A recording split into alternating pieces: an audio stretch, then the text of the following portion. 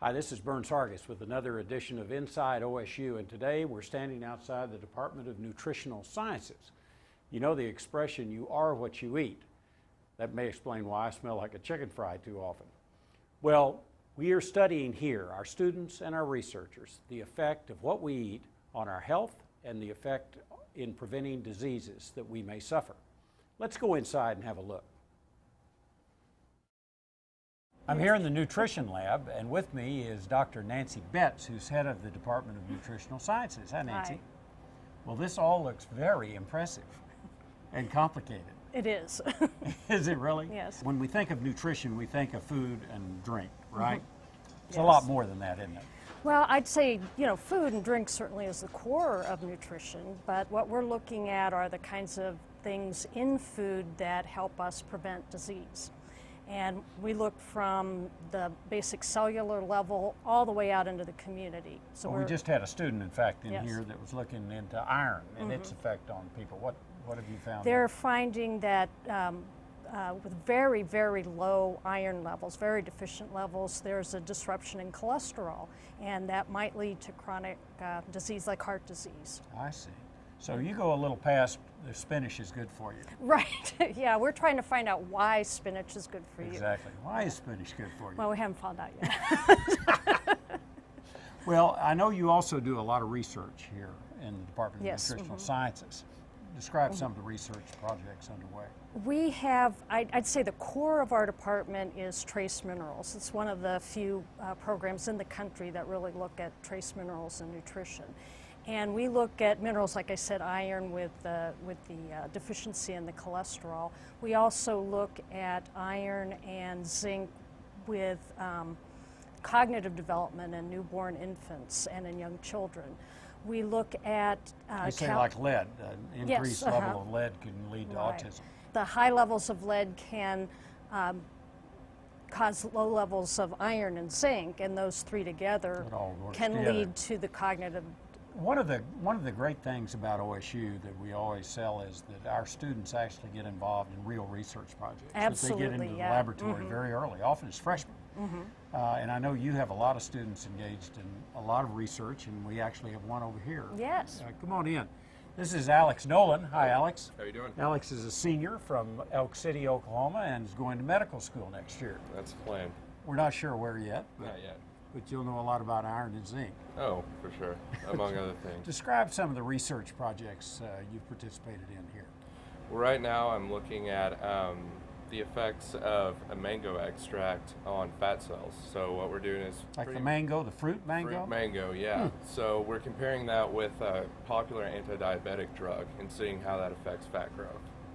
Now you do look at obesity, don't you? Yes, we do, a and number- diabetes.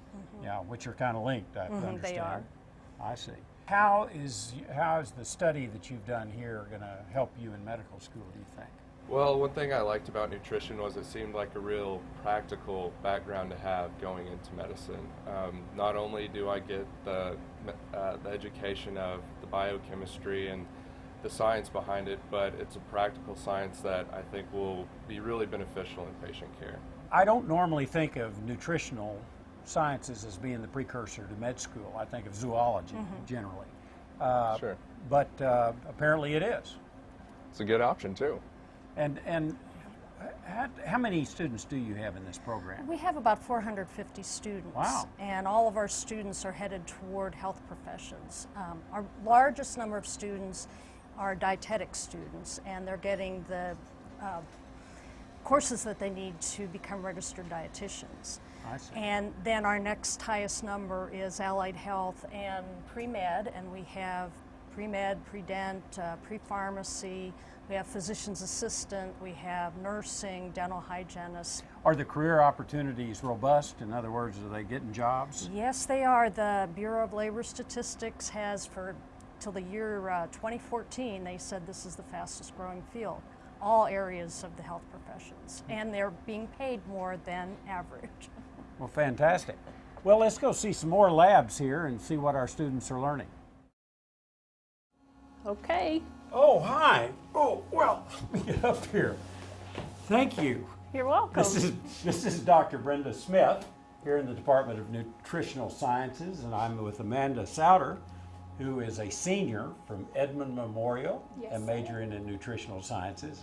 What is this machine? What'd you do to me? Well, this is a bone density scanner. It's called a DEXA, and it allows us to evaluate your skeletal health.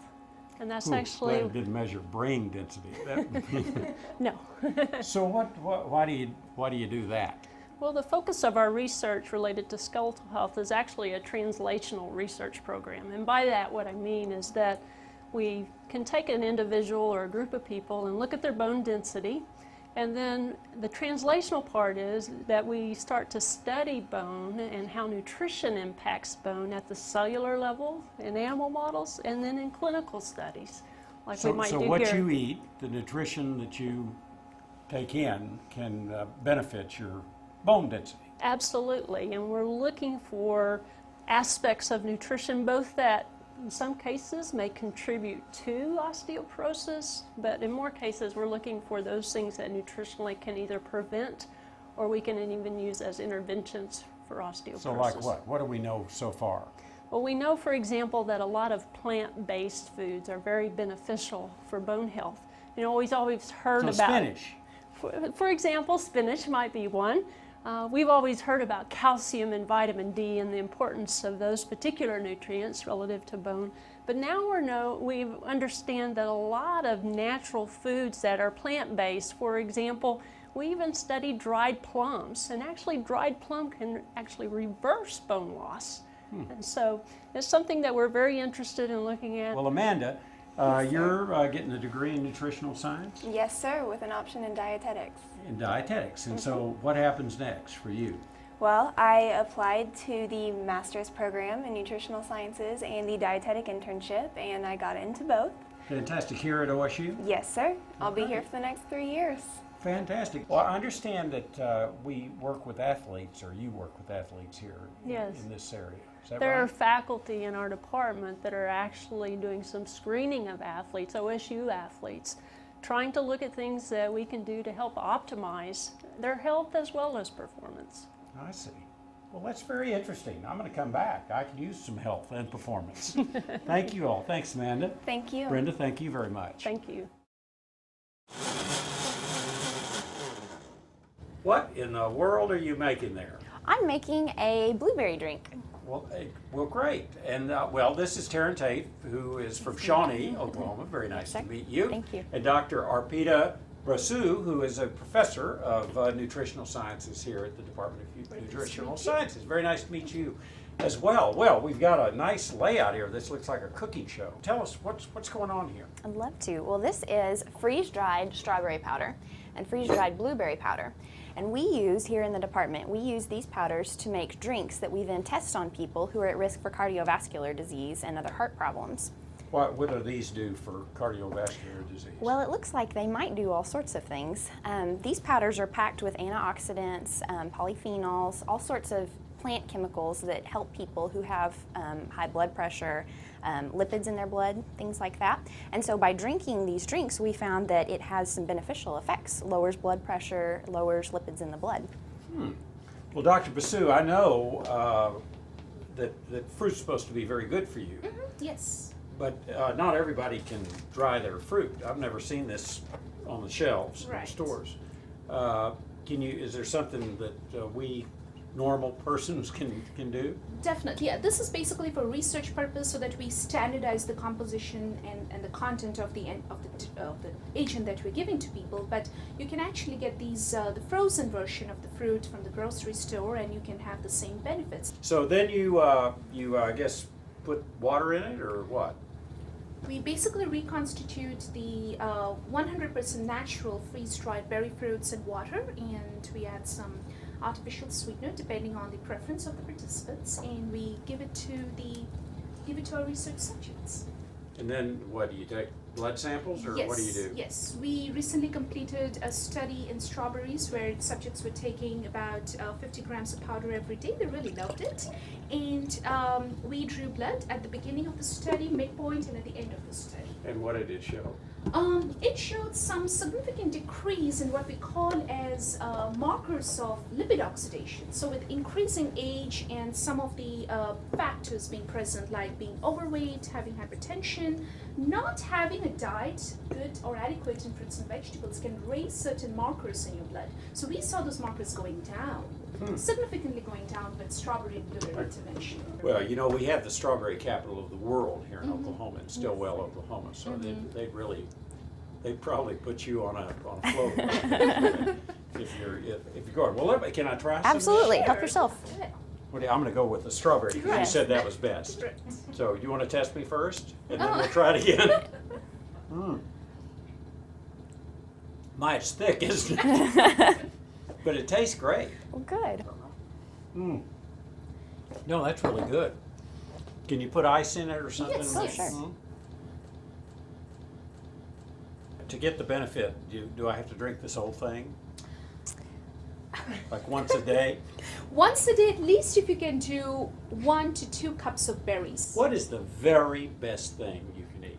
Fruits and vegetables would probably be one of the #1 things. Green vegetables or any vegetable? All different colors of vegetables. Don't just have to stick with the green. You've got orange, red, purple. You've got all sorts of colors you And can so choose from. would this be a vegetarian or a beet-free area here? I mean, is beet? No, not necessarily. Just supplement your diet more with these colorful fruits and vegetables, Absolutely. I would say. I mean, definitely berries would give you significantly more health benefits than bananas. Maybe apples as well, because we do have more research showing the cardioprotective effects of berries. Good fiber. Fiber. There you go. Absolutely.